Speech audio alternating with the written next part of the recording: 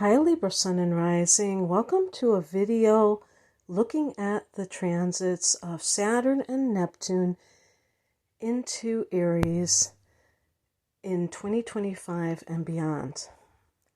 Because both of these planets will retrograde back into Pisces at the latter part of 2025 and then go back into Aries, presumably for good, in 2026.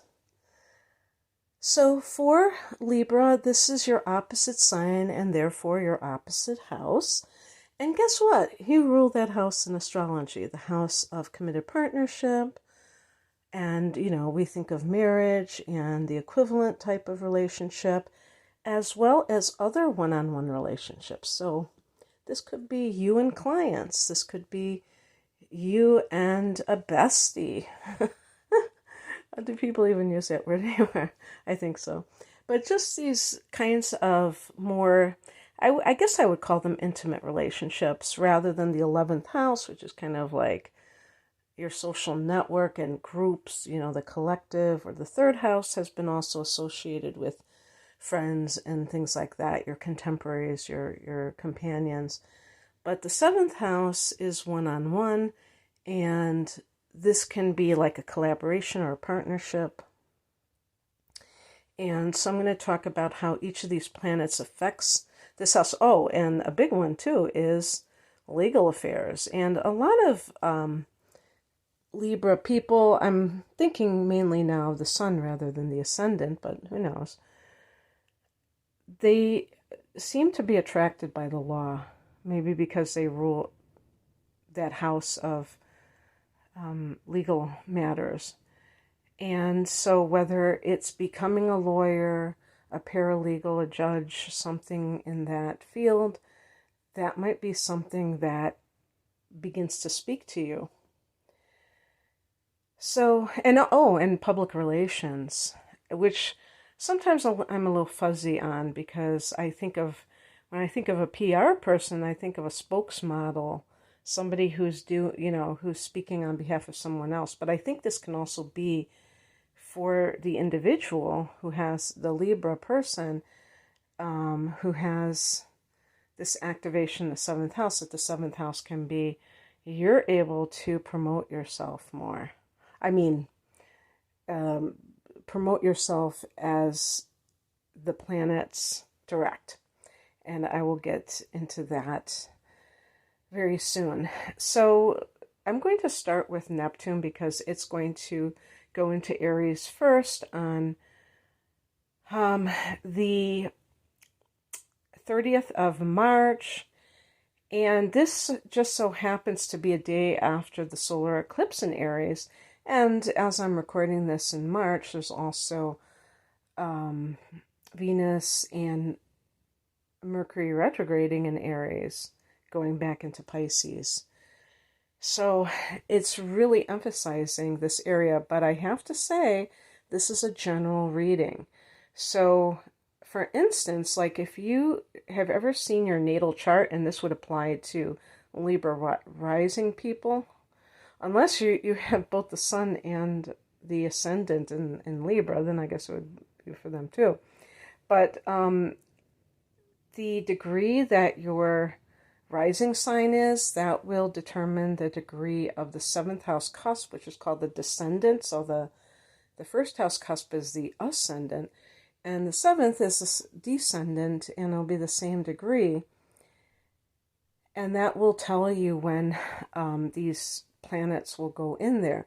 Now, for a planet like Neptune, let's say you have 7 degrees Libra rising. Well, the descendant will be 7 degrees. It might be a few years. I can't say exactly, maybe 2 years before it goes into that 7th house.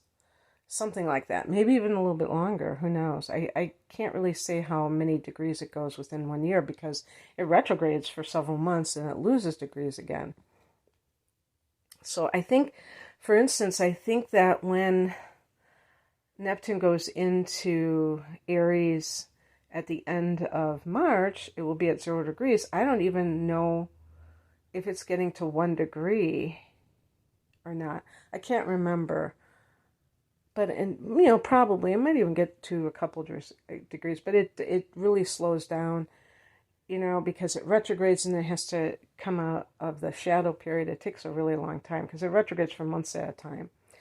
So anyway, so just keep that in mind. And, if you want me to look at your chart and see, I do transit readings for the next 12 months, I can certainly, look at that for, well, let me just say this. If you're listening for your sun in Libra, definitely find out what your rising sign is. You have to know your exact time of birth and all of that, because that'll open up a whole new world for you. Because if you're just listening for your sun, you're missing out on a lot. Because when astrologers make predictions, talk about transits, they're usually going to use that natal chart, which is dependent on your time of birth.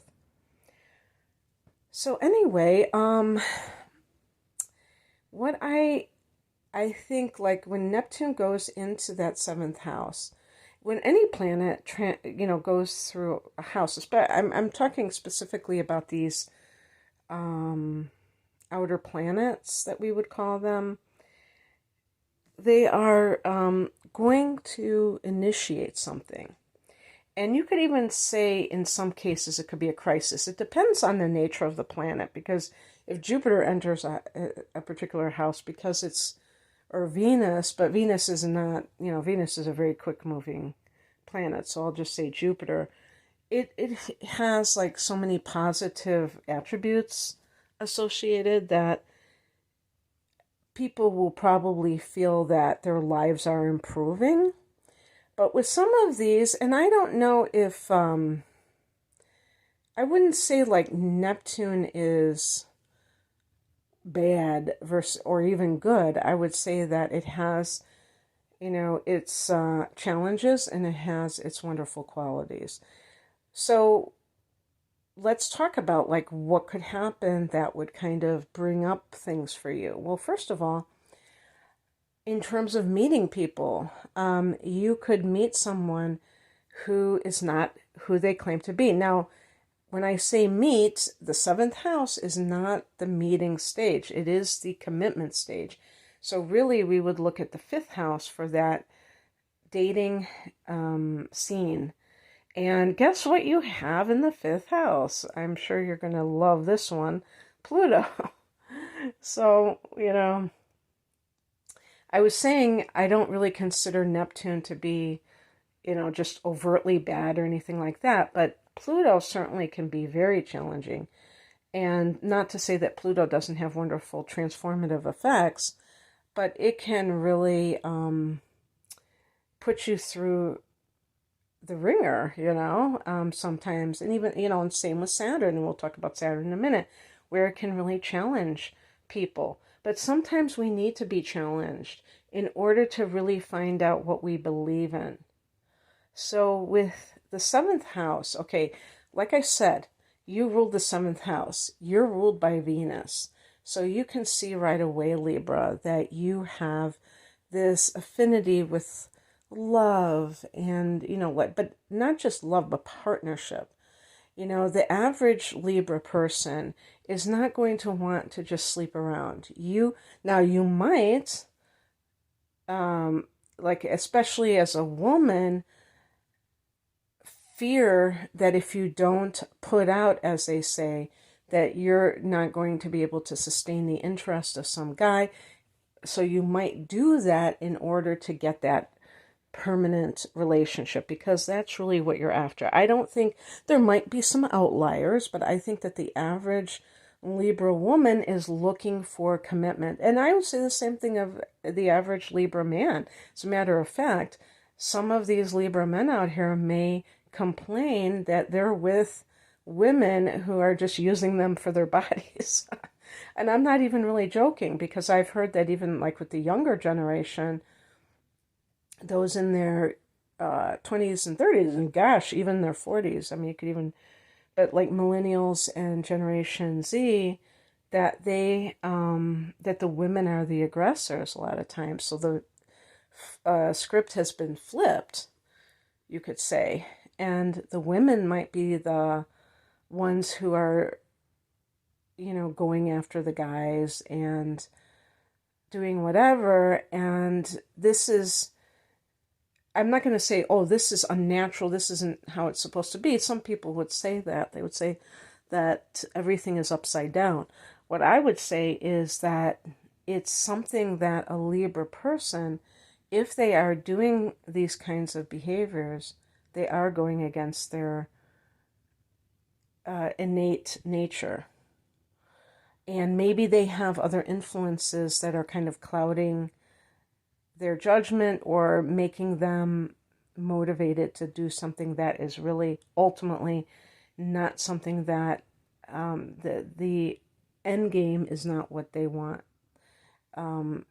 Meaning just a one-dimensional relationship.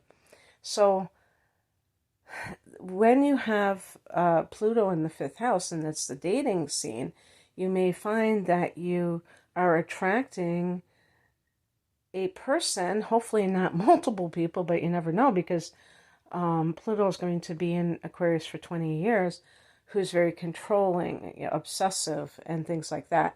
Could even be a Scorpio, because Scorpio is ruled by both Mars and Pluto, and so could be a Scorpio person.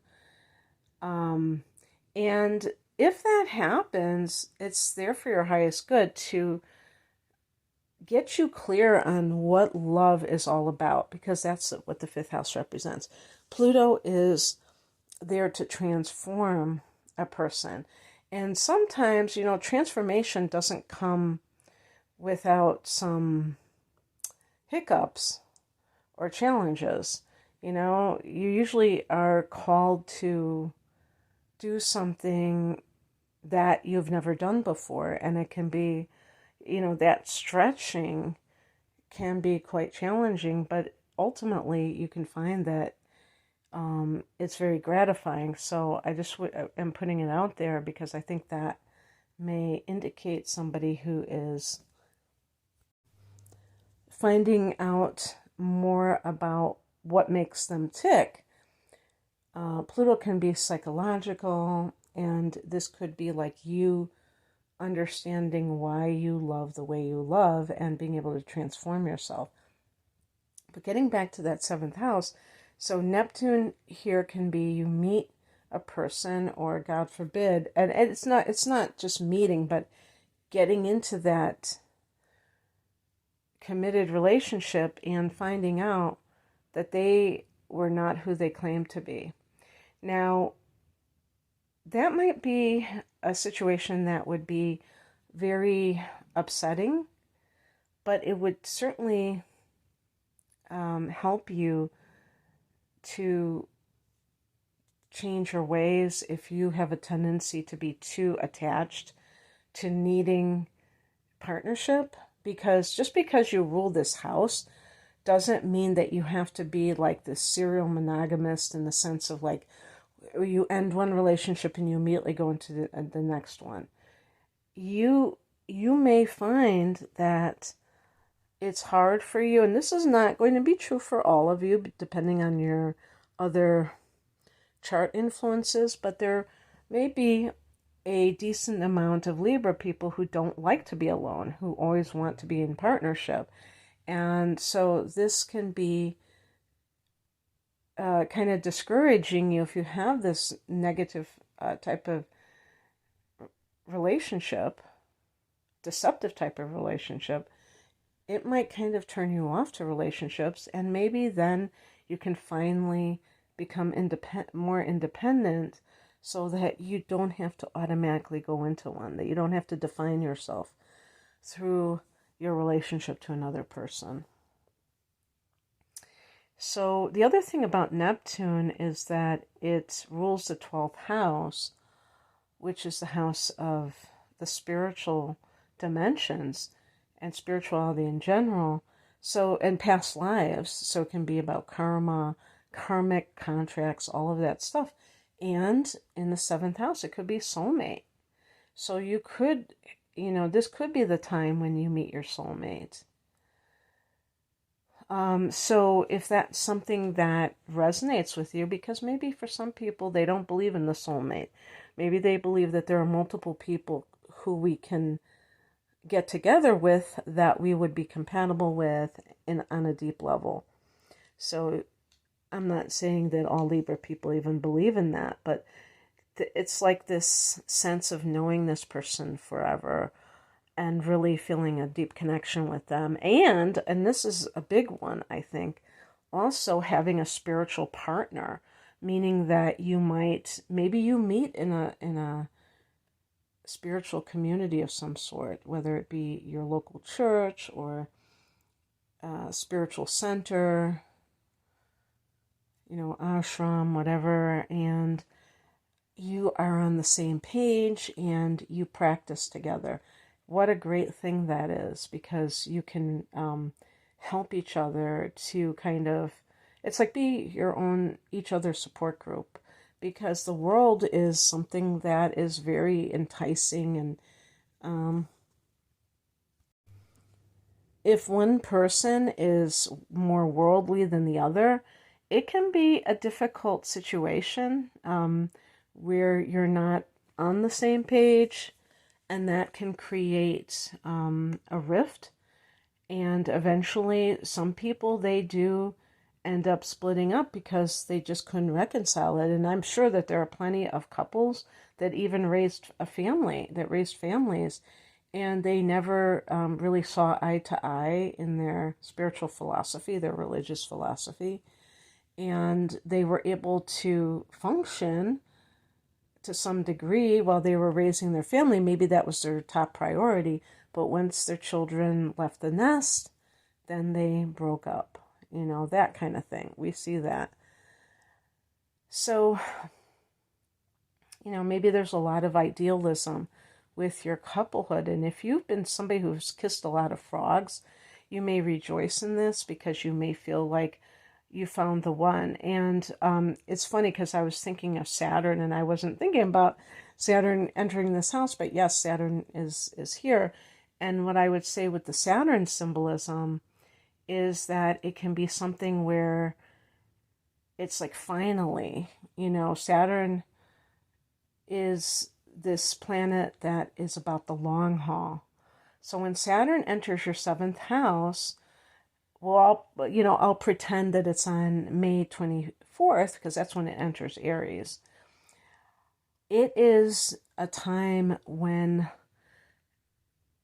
Saturn is about grounding and realism, not about pie in the sky. Actually, Neptune is about pie in the sky. So here you have these two planets. Now, they were both in Pisces, and they could be like a tag team in their own way, kind of like one being a dreamer, but like kind of idealistic, and one being realistic. It's like, even though they're odd couples, they can really work together in a certain sense if you know what their influences are, and you can say, aha, okay, I get what the universe is doing. It's showing me what is possible through Neptune, but also what is at the moment. Like it is what it is. That's Saturn.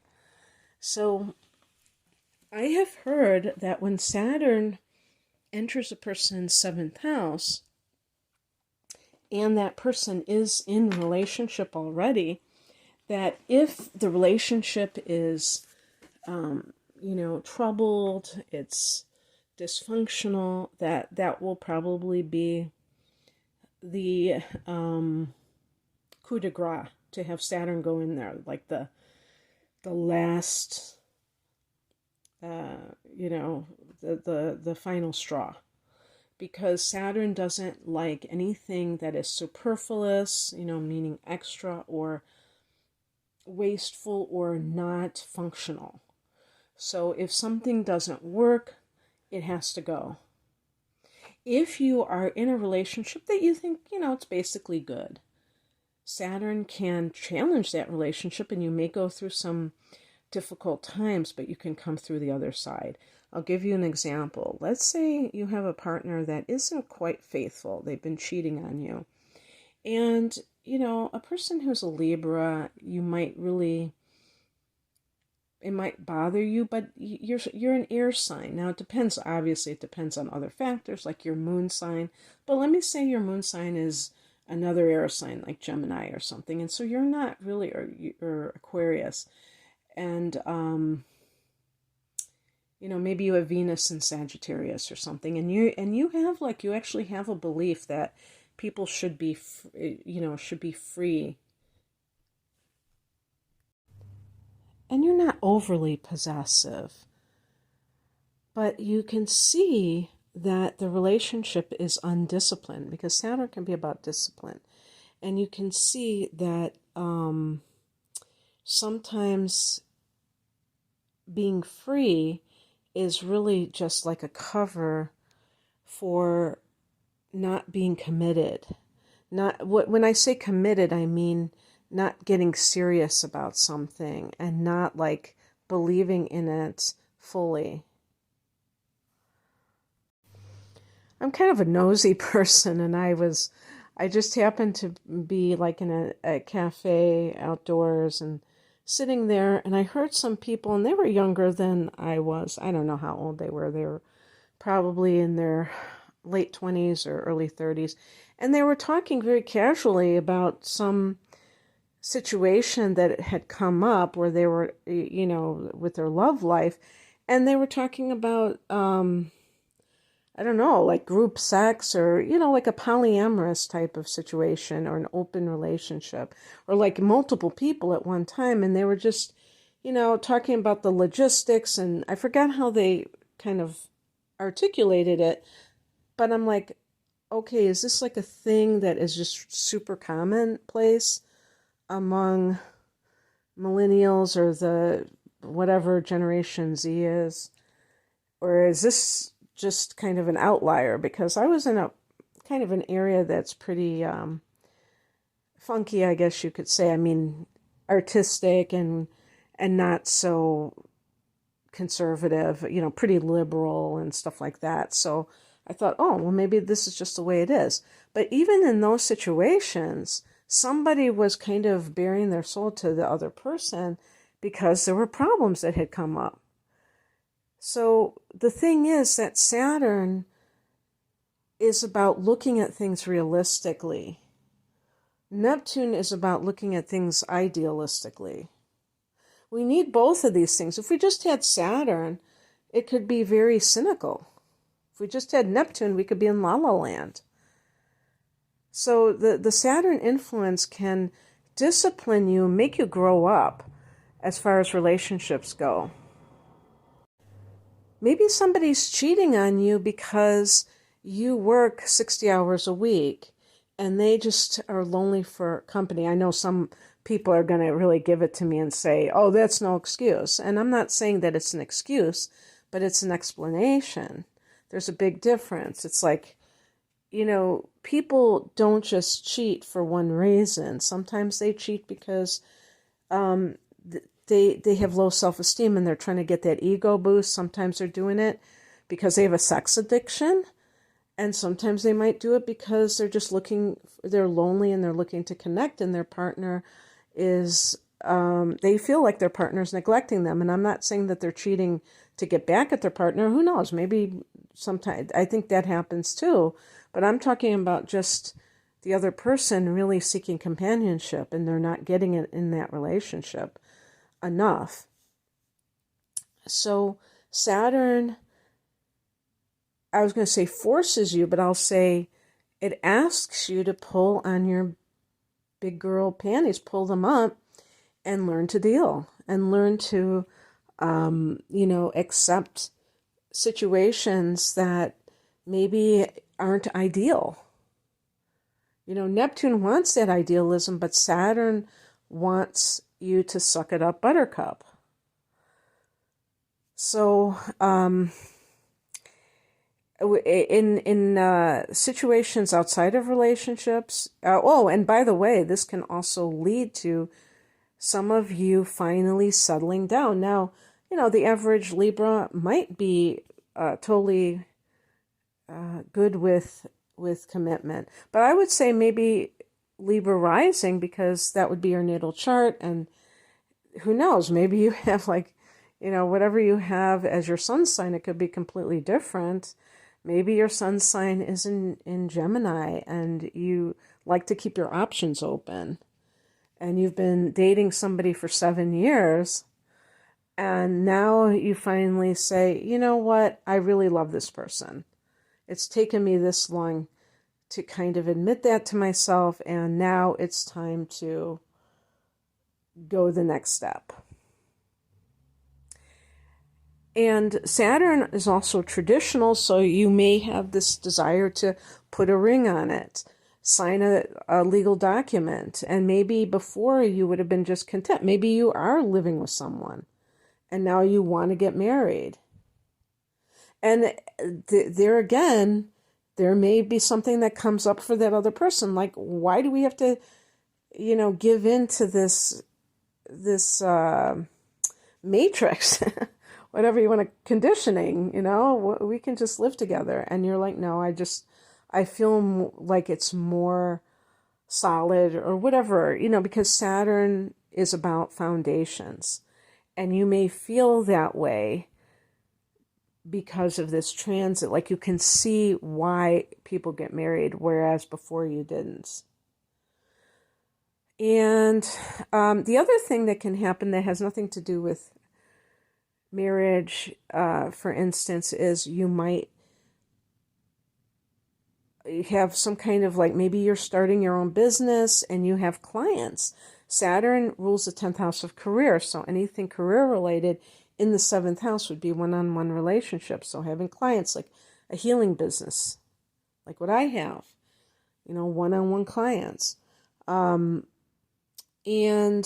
or starting a business with another person. And like a partnership, a business partnership. And maybe you do decide to go into the law and make the law your career with Saturn in the 7th house of legal affairs. In some way, shape, or form. Maybe even law enforcement. I don't, I usually think of like lawyers and things like that. Because another thing about Libra is that it being an air sign, it's all about communication. So Libra people tend to be very good at expressing themselves, articulating things. So that would go along with that. And I think that I've covered just about everything I wanted to. If you are trying to make a name for yourself, Saturn can make you do so in a very grounded way, a very practical way that can, sometimes when people come up with ideas, they're too abstract and they don't really connect with people. Saturn is about taking these things that are immaterial and grounding them into the material. And that can, lend itself to more success on a physical level, material level. Okay, that's what I have for you. I hope that this resonated. If you would like a private reading, the link is below. Thanks for listening. Bye.